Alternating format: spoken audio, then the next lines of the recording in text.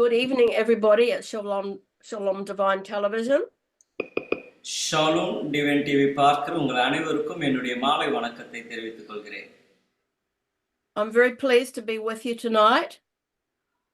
உங்களோடு கூட இருப்பதிலே நான் மிகுந்த சந்தோஷம் அடைகிறேன். So tonight I want to talk to you about coming out of darkness into light. இந்த நாளிலே இருளில் இருந்து வெளிச்சத்திற்கு வருகிறதை குறித்து உங்களோடு கூட நான் போதிக்க விரும்புகிறேன். You see, God is a God of light. தேவன் அவர் ஒளியின் தேவனாய் இருக்கிறார். In the book of Genesis, at the beginning of the Bible, we see the story of creation. நம் ஆதியாகம புத்தகத்திலே நாம் பார்க்கும் பொழுது சிருஷ்டிப்பை குறித்து நாம் அங்கே பார்க்கிறோம். And darkness was over the face of the deep. அங்கே நாம் பார்க்கிறோம் ஆழத்திலே இருள் இருந்தது என்று பார்க்கிறோம். And God said, "Let there be light," and there was light. தேவன் வெளிச்சம் உண்டாவதாக என்று சொன்னார், அங்கே வெளிச்சம் உண்டாயிற்று. And God saw that the light was good. தேவன் அந்த வெளிச்சம் நல்லது என்று கண்டார். And he divided the light from the darkness. அவர் அந்த வெளிச்சத்தை இருளை விட்டு அகற்றினார். He called the light day and he called the darkness night. அந்த வெளிச்சத்தை பகல் என்றும் இருளை இரவு என்றும் தேவன் அழைத்தார். So there was evening and day the first day. அப்பொழுது மாலையும் ஒரு காலையும் இருந்தது முதல் நாள் என்று நாம் வாசிக்கிறோம். We go to Isaiah chapter 60. ஏசாயா தீர்க்கதரிசன புத்தகம் 60ஆம் அதிகாரம். And this is a messianic scripture. இது ஒரு மேசியாவை குறித்து சொல்லுகிற ஒரு தீர்க்கதரிசன வார்த்தை. So it's talking about the coming of the Lord Jesus. இயேசு கிறிஸ்து வருகிறதை குறித்ததான ஒரு தீர்க்கதரிசனமாய் இருக்கிறது. And verse 1 says, "Arise, shine, for your light has come, and the glory of the Lord is risen upon you." ஒன்றாம் வசனம் சொல்லுகிறது, எழும்பி பிரகாசி, உன் ஒளி வந்தது, கர்த்தருடைய மகிமை உன்மேல் உதித்தது என்று வாசிக்கிறோம். Verse 2, "For behold, the darkness shall cover the earth, and deep darkness the people. But the Lord will arise over you, and his glory will be seen upon you." இரண்டாம் வசனம், இதோ இருள் பூமியையும் காரிருள் ஜனங்களையும் மூடும், ஆனாலும் உன்மேல் கர்த்தர் உதிப்பார், அவருடைய மகிமை உன்மேல் காணப்படும். So what does it mean that deep darkness is over the people? இங்கே ஜனங்களை காரிருள் மூடும் என்று சொல்லும் பொழுது என்ன அர்த்தம் என்று பார்ப்போம் என்றால், it means they don't know what deeds they are doing that are wrong. அவர்கள் செய்கிற கிரியைகளிலே எவைகள் தவறு என்று கூட அவர்கள் அறியாதவர்களாய் இருக்கிறார்கள். I have just been on a trip in Africa and I have seen much darkness there. நான் இப்பொழுதுதான் ஆப்பிரிக்காவுக்கு நான் கடந்து போய் திரும்பி வந்தேன். அங்கே மிகவும் அந்தகார கிரியைகளை பார்க்க நேரிட்டது. I went to a place called Bariadi in Tanzania and they sacrifice their children in the fire to the witch doctor. அங்கே நான் ஒரு கென்யா பகுதியிலே ஒரு பகுதிக்கு நான் கடந்து போகும்பொழுது அங்கே மந்திரவாதிகள் இடத்திலே குழந்தைகளை பலி செலுத்த குழந்தைகளை கொண்டு போகிறார்கள். And they worship spirits so that many times people become demon possessed. அங்கே ஆவிகளை அவர்கள் வழிபடுகிறபடினாலே அவர்கள் ஆவி பிடித்தவர்களாய், அசுத்தாவி பிடித்தவர்களாய் அவர்களுடைய வாழ்க்கை மாறுகிறது. But many of them do not know what is right and what is wrong. எது சரி எது தவறு என்று கூட அநேகர் தெரியாமல் இருக்கிறார்கள்.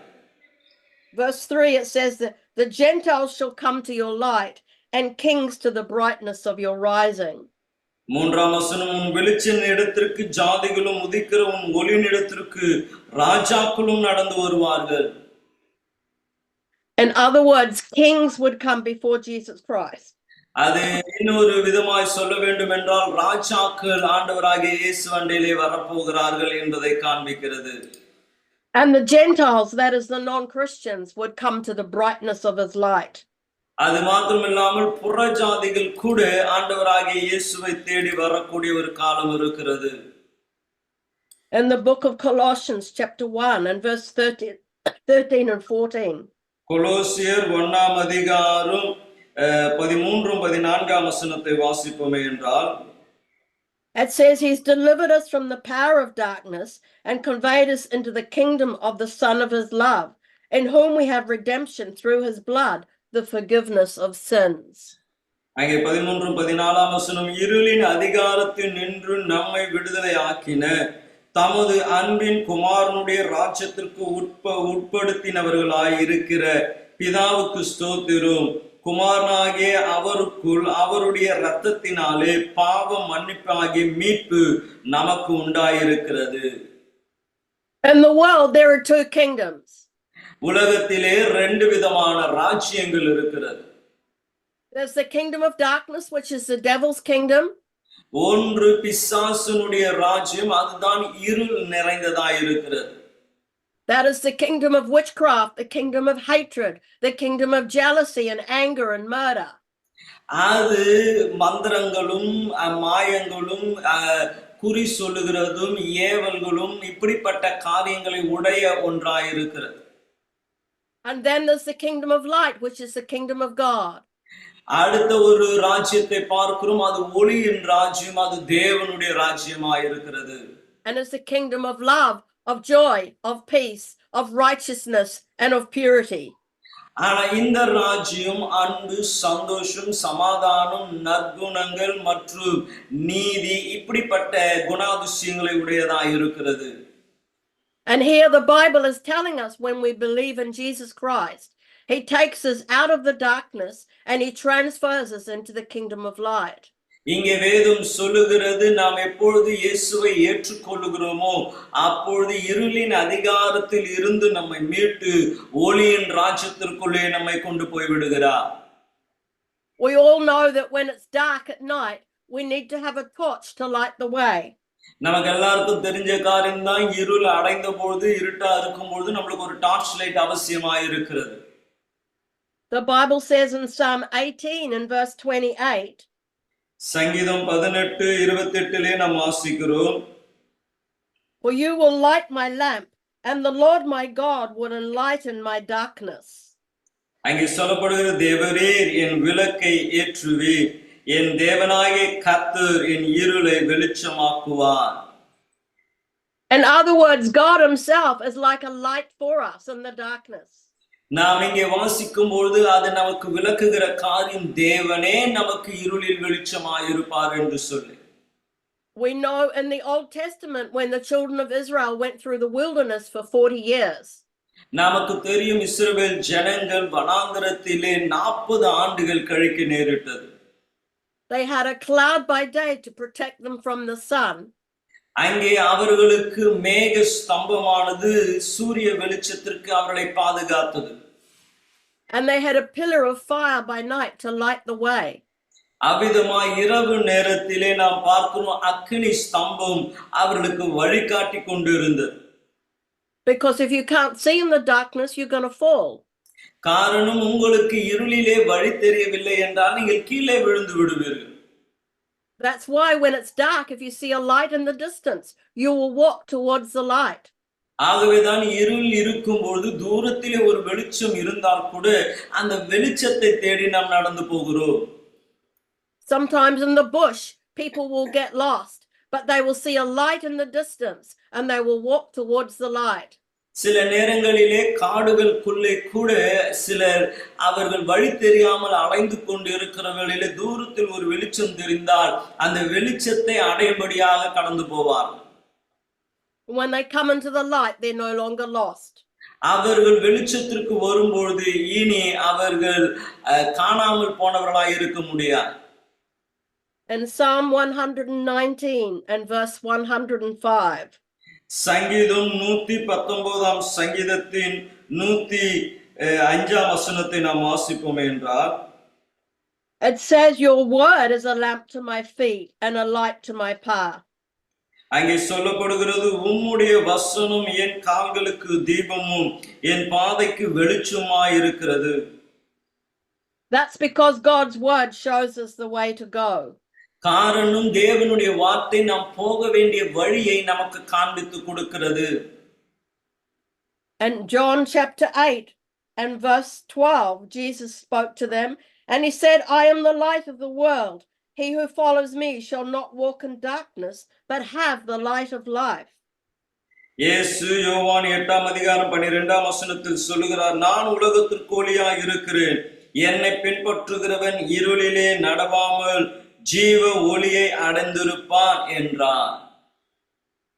And then if we go over to John 9 and verse 5, 9:5 நாம் போவோம் என்றால், he says, as long as I am in the world, I am the light of the world. அவர் சொல்லுகிறார், நான் உலகத்தில் இருக்கையில் உலகத்திற்கு ஒளியாய் இருக்கிறேன் என்றார். Sorry, you're fading out. So here Jesus is saying, I am the light of the world. இயேசு இங்கே சொல்லுகிற காரியம், நானே உலகத்திற்கு ஒளியாய் இருக்கிறேன்.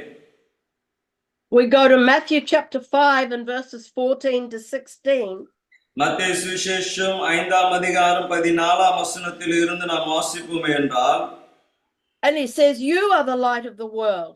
A city that is set on a hill cannot be hidden. Nor do they light a lamp and put it under a basket, but on a lampstand, and it gives light to all who are in the house. So let your light so shine before men that they may see your good works and glorify your Father in heaven. 14 நீங்கள் உலகத்திற்கு வெளிச்சமாய் இருக்கிறீர்கள். மலையின் மேல் இருக்கிற பட்டணம் மறைந்திருக்க மாட்டாது.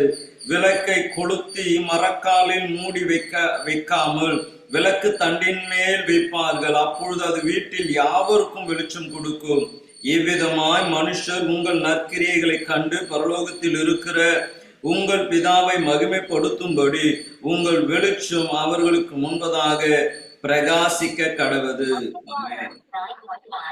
Here it's saying that we are the light of the world. இங்கே சொல்லப்படுகிறது, நீங்கள் தான் உலகத்திற்கு வெளிச்சமாய் இருக்கிறீர்கள். And when we do the works of God, then the light comes and people see our good works and they glorify God.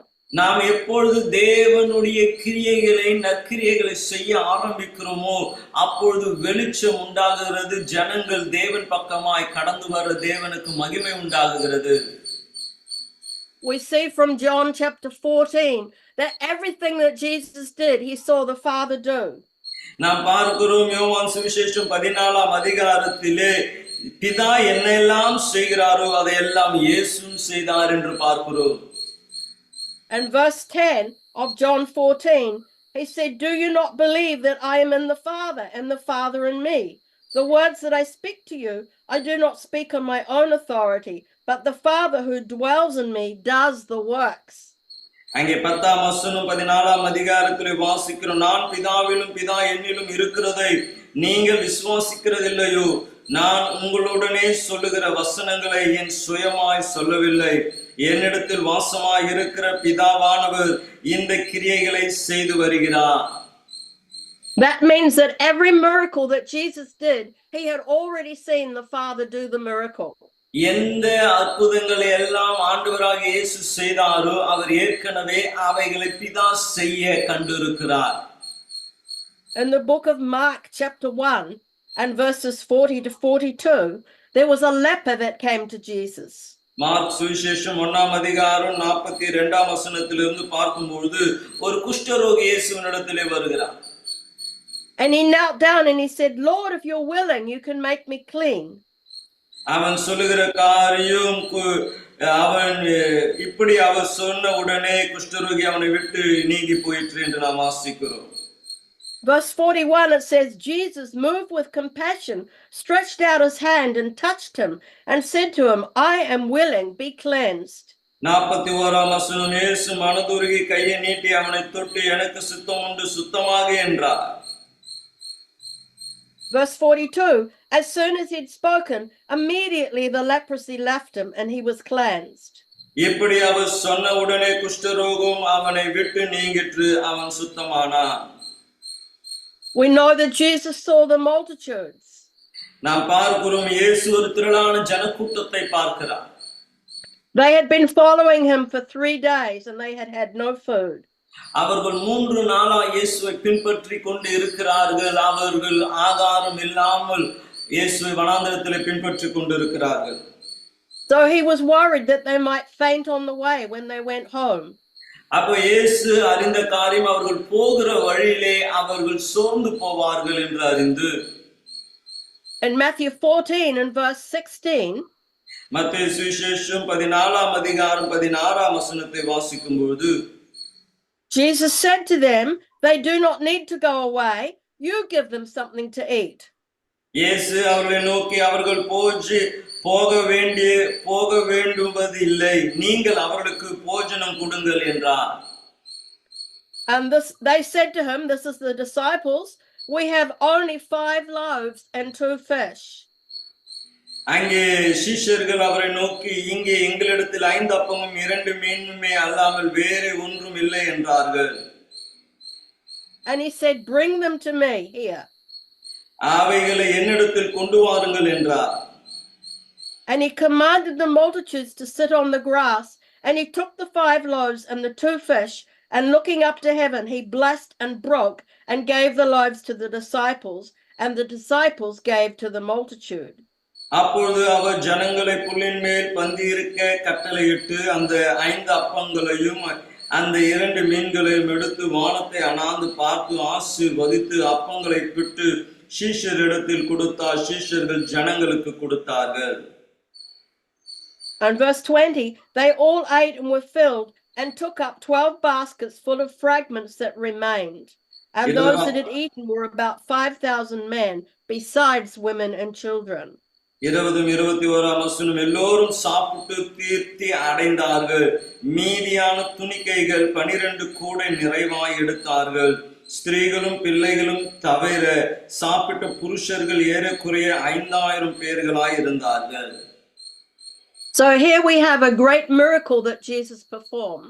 இங்கே நாம் பார்க்கிறோம், இயேசு செய்த ஒரு பெரிய அற்புதத்தை நாம் பார்க்கிறோம். If every man had 1 wife and 2 children only, that would be about 20,000 people. ஒரு மனுஷனுக்கு ஒரு மனைவியும் 2 பிள்ளைகள் மாத்திரம் இருந்தாலே அங்கே 20,000 பேர் கூடி வந்திருப்பார்கள்.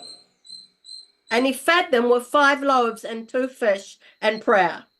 அங்கே இவ்வளவு பெரிய கூட்டத்தை வெறும் 5 அப்பங்களும் 2 மீன்களையும் கொடுத்து அவர் அவர்களை போஷித்தார் ஜெபத்துடனே. Verse 14 says, and when Jesus went out, he saw a great multitude, and he was moved with compassion for them and healed their sick.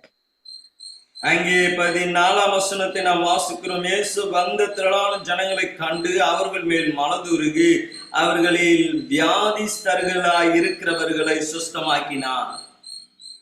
So God had already showed him how to do this miracle, I believe. நான் விசுவாசிக்கிறேன், நாம் எப்படி இந்த அற்புதங்களை செய்ய வேண்டும் என்பதை தேவன் நமக்கு காண்பித்து கொடுத்திருக்கிறார். We have the story of Jesus turning the water into wine in John chapter 2. யோவான் சுவிசேஷம் 2ஆம் அதிகாரத்திலே தண்ணீரை திராட்சரசமாய் மாற்றக்கூடிய காரியங்களை நமக்கு காண்பித்து கொடுத்திருக்கிறார். We all know that cultures of the East are very hospitable. நாம் பார்க்கிறோம், ஈஸ்ட் பகுதியிலே இருக்கிற ஜனங்களுடைய வரவேற்பு மிகவும் அது அருமையானதாய் காணப்படும்.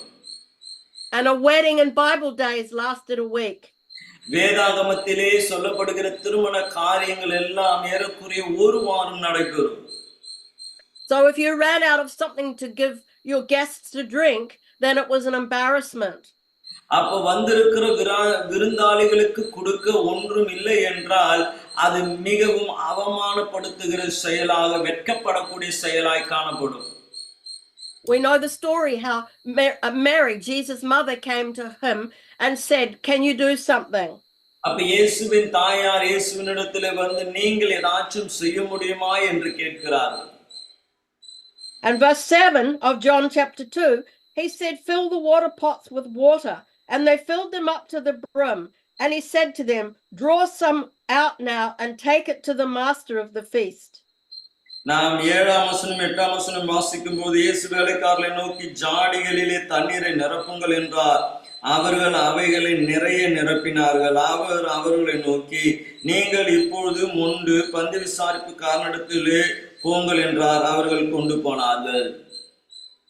These are huge pots about 3 feet tall. இந்த ஜாடிகள் ஏறக்குறைய ஒரு 4 அடி உயரம் இருக்கக்கூடியதாக இருக்கும்.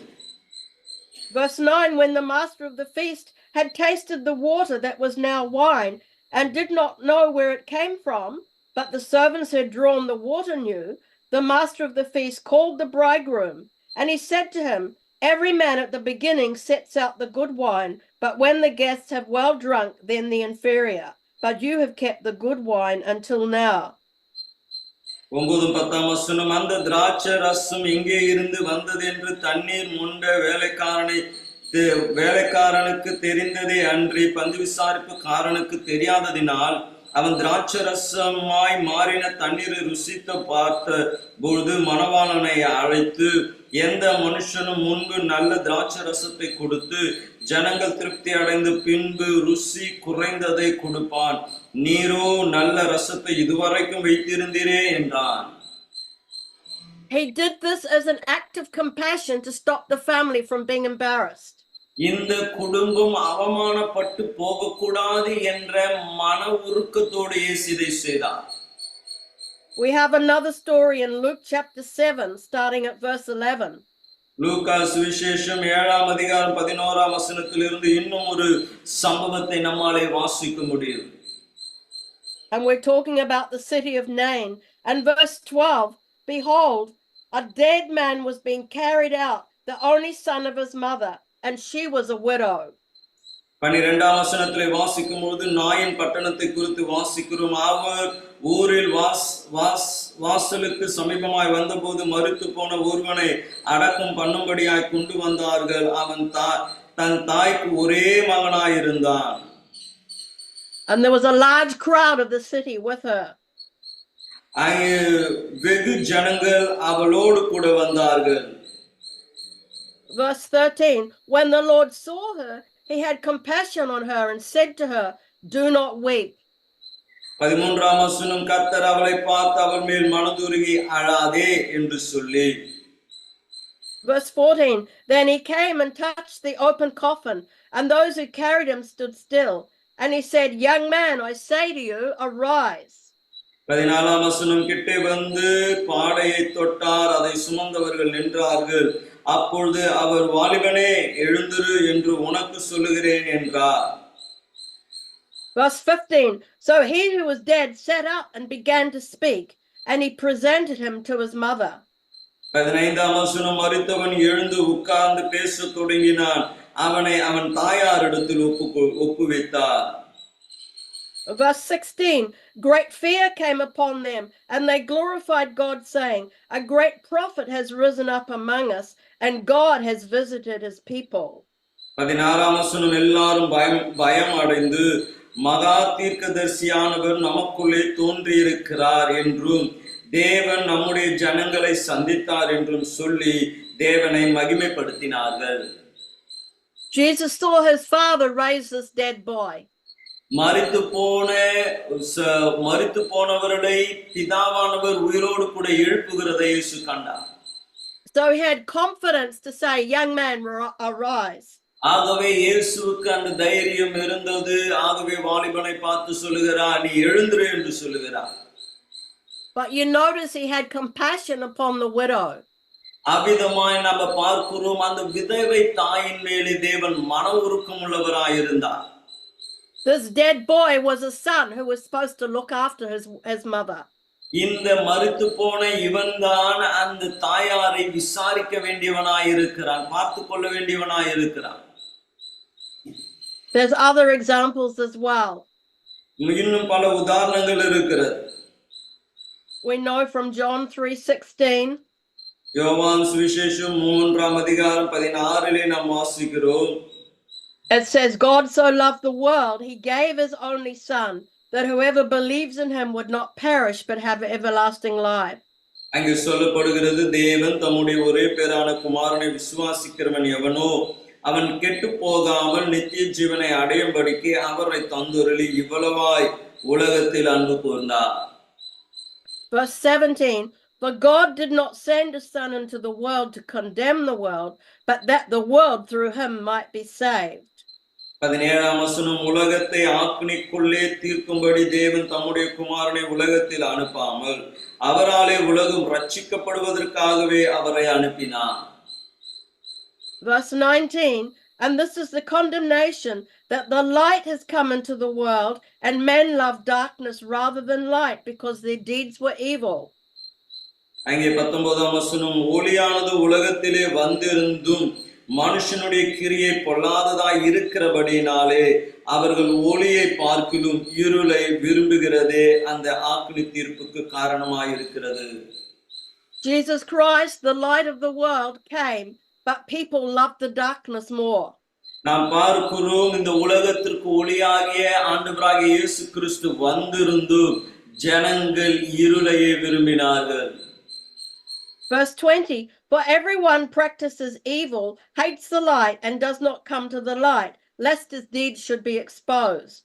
பொல்லாங்கு செய்கிற எவனும் ஒளியை பகைக்கிறான், தன் கிரியை கண்டு பிடிக்கப்படாதபடிக்கு ஒளியினிடத்தில் வராதிருக்கிறான்.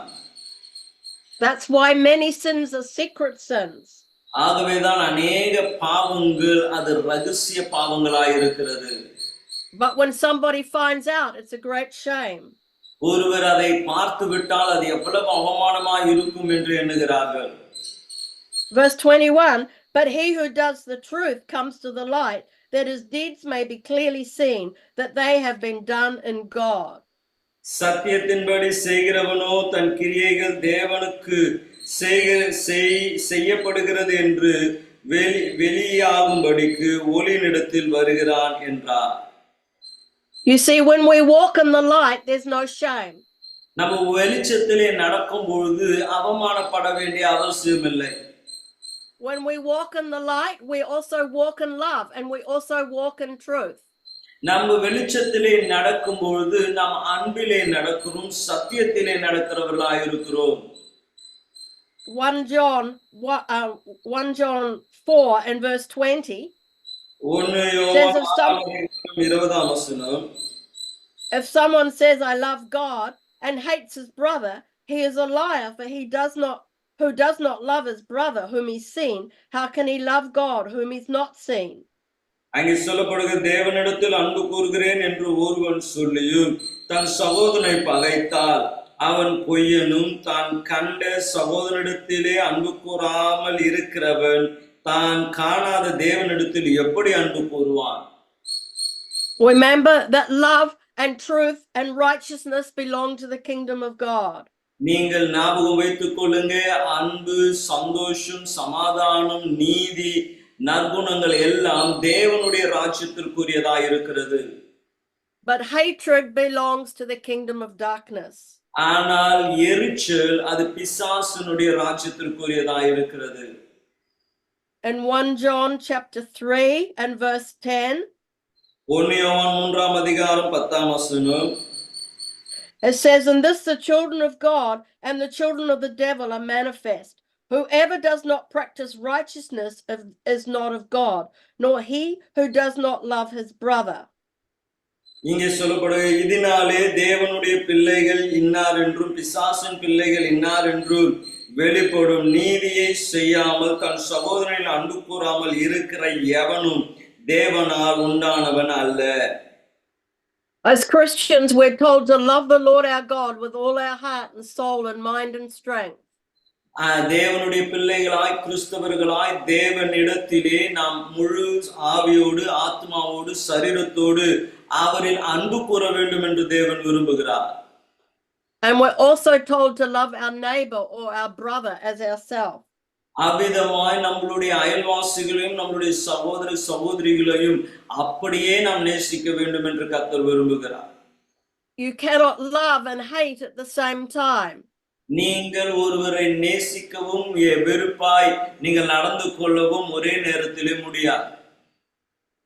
And if we love one another, நீங்கள் ஒருவரை ஒருவர் நேசிப்பீர்களே என்றால், love is of God. தேவனை போல நேசிங்க. Love is of the kingdom of light. ஒளியின் ராஜ்யத்தின் பிள்ளைகளை போல நேசிங்க. And we will not walk in darkness. அப்பொழுது நாம் இருளிலே நடவாமல் இருப்போம். Children of God, தேவனுடைய பிள்ளைகளே, we need to learn to walk in the light. வெளிச்சத்திலே நடக்க நாம் கற்றறிந்திருக்க வேண்டும். If we go to verse 10 of 1 John chapter 3, 1 யோவான் 3ஆம் அதிகாரம் 10ஆம் வசனத்திற்கு நாம் திருப்பிக் கொள்வோம் என்றால் Sorry, not 10, verse 11. For this 11 is the message that you heard from the beginning, that we should love one another, not as Cain, who was of the wicked one and murdered his brother. And why did he murder him? Because his works were evil and his brothers were righteous. இங்கே 11 12ஆம் வசனத்தை வாசிப்போம் என்றால், நாம் ஒருவரில் ஒருவர் அன்பு கூற வேண்டும் என்பதே நீங்கள் ஆதி முதல் கேள்விப்பட்ட விஷயமாயிருக்கிறது. பொல்லாங்கனாலே உண்டாயிருந்தும் தன் சகோதரனை கொலை செய்த காயினைப் போல இருக்க வேண்டாம். அவன் எது நிமித்தம் அவனை கொலை செய்தான்? தன் கிரியைகள் பொல்லாதவைகளாகவும் தன் சகோதரனுடைய கிரியை நீதி உள்ளதாய் இருக்கிறதின் நிமித்தம் தானே. These two men, Cain and Abel, were the sons of Adam and Eve. இந்த இரண்டு பேரும் அவர்கள் ஆதாம் ஏவாளுடைய பிள்ளைகளாய் இருக்கிறார்கள். And Cain was jealous of his brother Abel. Cain Abel மேலே அவன் பொறாமை கொண்டான். And God had said to him, you can overcome this temptation. தேவன் அவனை பார்த்து சொன்னார், இந்த சோதனையை உன்னாலே மேற்கொள்ள முடியும். But he didn't overcome. ஆனாலும் அவன் அதை மேற்கொள்ள விரும்பவில்லை. When they were alone in the field, he took a knife and he killed his brother. நாம் பார்க்கிறோம், அவர்கள் இருவரும் தனிமையில இருக்கும் பொழுது காயின் ஆபேலை கொன்று போட்டான். The Bible says, he who does not love his brother dwells in death. வேதம் சொல்லுகிறது, தன் சகோதரனை நேசியாதவன் அவன் மரணத்திற்கு பாத்திரவான் என்று சொல்லப்படுகிறது. And verse 15, whoever hates his brother is a murderer, and you know that no murderer has eternal life abiding in him. 15ஆம் வசனம், தன் சகோதரனை பகைக்கிறவன் எவனும் மனுஷ கொலைபாதகனாய் இருக்கிறான். மனுஷன் கொலைபாதகன் எவனும் அவனுக்குள் நித்திய ஜீவன் நிலைத்திராது என்று அறிவீர்கள். Go to verse 18. And says, my little children, let us not love in word or in tongue, but in deed and in truth. அங்கே 18ஆம் வசனம், என் பிள்ளைகளே, வசனத்தினாலும் நாவினால் அல்ல, கிரியையினாலும் உண்மையிலும் அன்பு கூற கடவோம். Verse 23, and this is his commandment, that we should believe on the name of his son Jesus Christ and love one another as he gave us commandment. அங்கே 23ஆம் வசனம், நாம் அவருடைய குமாரனாகிய இயேசு கிறிஸ்துவின் நாமத்தின் மேலே விசுவாசமாய் இருந்து அவர் நமக்கு கட்டளையிட்டபடி ஒருவருக்கு ஒருவர் அன்பாய் இருக்க வேண்டும் என்பதே அவருடைய கற்பனையாய் இருக்கிறது. So here we see an encouragement for everybody to love one another. இங்கே ஒருவரை ஒருவர் அன்பு கூற வேண்டும் என்ற ஒரு ஊக்கப்படுத்துகிறதை நாம் பார்க்கிறோம். And to walk in the light and not in the darkness. வெளிச்சத்திலே நாம் நடக்க வேண்டும், இருளில் அல்ல என்பதை நாம் பார்ப்போம். When we walk in the light, we will love one another. நாம் வெளிச்சத்தில் நடந்தாலே ஒருவரில் ஒருவர் நாம் அன்பாய் இருப்போம். Let us pray. நாம் ஜெபிப்போமே. Lord, we thank you tonight for this word. ஆண்டவரே, இந்த வார்த்தைகளுக்காக உமக்கு நாங்கள் நன்றி செலுத்துகிறோம். And Lord, we ask that you would help us to love one another. ஆண்டவரே, ஒருவரில் ஒருவர் அன்பாய் இருக்க எங்களுக்கு உதவி செய்வீராக. Lord, you'd help us to walk in the light. ஆண்டவரே, வெளிச்சத்தில் நடக்க எங்களுக்கு உதவி செய்வீராக. And let our deeds be deeds of truth. ஆண்டவரே, எங்களுடைய கிரியைகள் அது நீதியின் கிரியைகளாய் இருக்கட்டும். Let our deeds be such that it will glorify your name. ஆண்டவரே, உம்மை மாத்திரம் மகிமைப்படுத்துகிற கிரியைகள் எங்களிடத்தில் இருக்கட்டும். We thank you for your people listening. ஆண்டவரே, இந்த சத்தத்தை கேட்கிற தேவ பிள்ளைகளுக்காக ஜெபிக்கிறோம். We pray that they might know your love. உம்முடைய அன்பை அவர்கள் அறிந்து கொள்வார்களாக. That they might know you sent Jesus to save them from sin. ஆண்டவரே, அவர்கள் பாவங்களில் இருந்து அவர்களை விடுதலை ஆக்கும்படி நீர் இயேசுவை அனுப்பினீர் என்று அவர்கள் அறிந்து கொள்வார்களாக. That their sins might be forgiven. அவருடைய பாவங்கள் மன்னிக்கப்படுவதாக.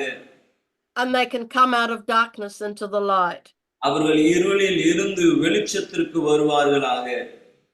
And we bless them in Jesus Christ's name. அவர்கள் ஒவ்வொருவரையும் ஆண்டவராகிய இயேசு கிறிஸ்துவின் நாமத்திலே நான் ஆசீர்வதிக்கிறேன் நல்ல பிதாவே. Amen. Amen. God bless you. கர்த்தர் உங்களை ஆசீர்வதிப்பாராக.